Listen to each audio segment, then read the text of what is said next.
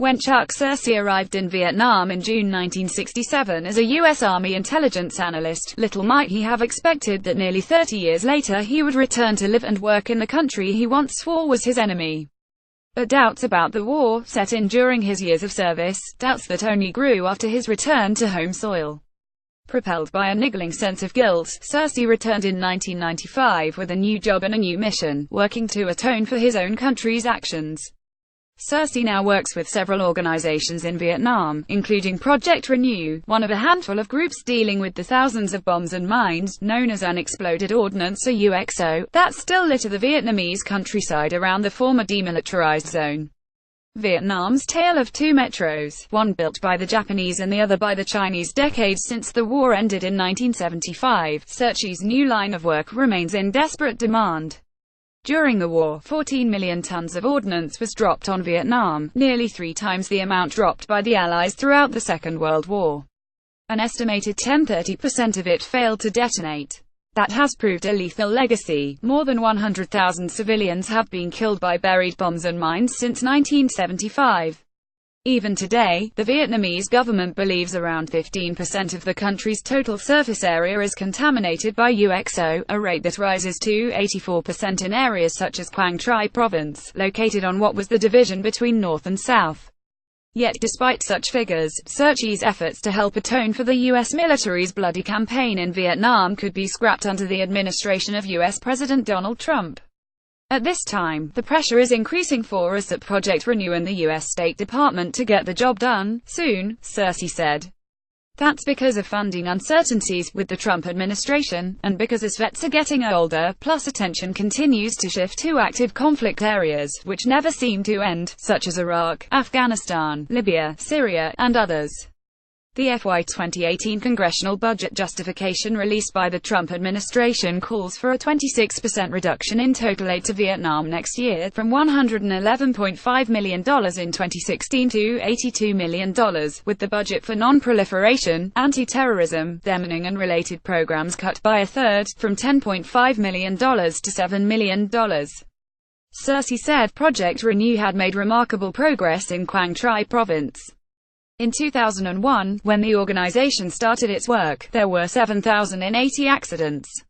In 2016, there was 1. This year, so far, through mid-July, there have been 0 accidents. That's our goal. Searcy said efforts to remove UXO were far from over and more funding was needed, as Vietnam remains heavily contaminated with remnants of the war. That success does not mean that the work won't continue, because it will. It has to, he said. And it will go on many years into the future. From war to peace and now prosperity in rural Vietnam, the Mines Advisory Group MAG has been removing UXO in Vietnam since 1999. It has operations in Quang Tri and Quang Binh, another heavily bombed province, and also runs similar programs in Cambodia, Sierra Leone and a dozen or so other countries. Since it began operations in Vietnam, not only removing UXO but also educating those living in the countryside on how to spot and report the bombs, the organization has cleared more than 46 million square meters of land and removed 290,000 pieces of UXO, said Le Un Tu, a program officer at MAG Vietnam. Its efforts are contingent on one major factor outside funding. Our work is so much driven by the funding, said Tu. This is the challenge that, not only MAG, but other mine action operators in Vietnam are facing. As long as we have funding we will still carry on this work. While funding from the United States has steadily increased over the past 13 years, Trump's trimming of the UXO removal budget could make it harder for MAG Vietnam to do its job. Given the U.S. Department of State has been one of MAG Vietnam's main donors since 2004, the operation felt under pressure, Tu said. After talking to China about China, Vietnam goes to Washington to do it again for Tu, and many others helping Vietnam recover from the bloody legacies of the war. It is hard to fathom why Washington would renege on its pledges to remove UXO from Vietnam. In the eyes of most Vietnamese, the U.S. bears the brunt of the responsibility for a war that was reckless, poorly planned and unnecessary. I think most of the contamination in Vietnam was a consequence of the American war, said Tu. I think as a Vietnamese citizen, the U.S. government should be responsible for all these consequences of the war in Vietnam.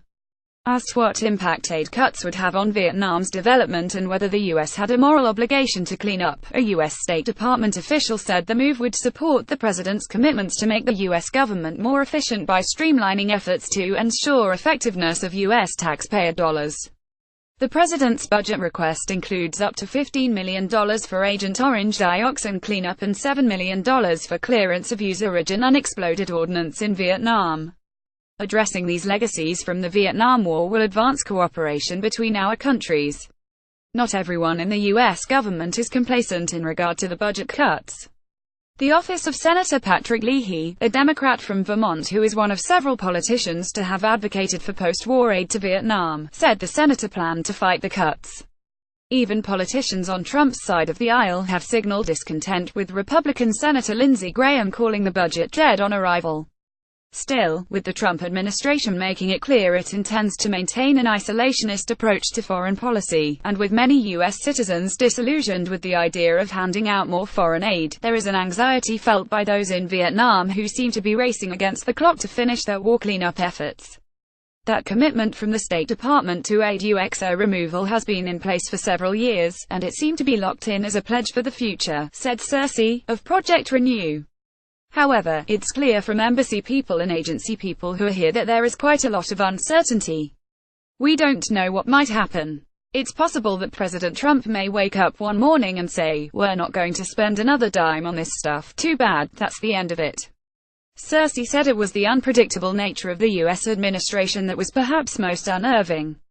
"The pressure, I think, is in the uncertainty," he said.